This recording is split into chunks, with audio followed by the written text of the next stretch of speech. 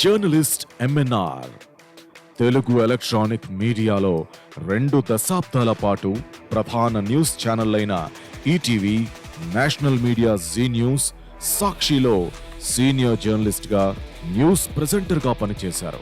తెలుగు సినీ రంగంలో most popular hero, హీరోయిన్లవి ఎన్నో exclusive ఇంటర్వ్యూలు చేశారు. పలు రాజకీయ పార్టీలకు చెందిన కీలక నాయకుల్ని ఇంటర్వ్యూల ద్వారా పలకరించారు.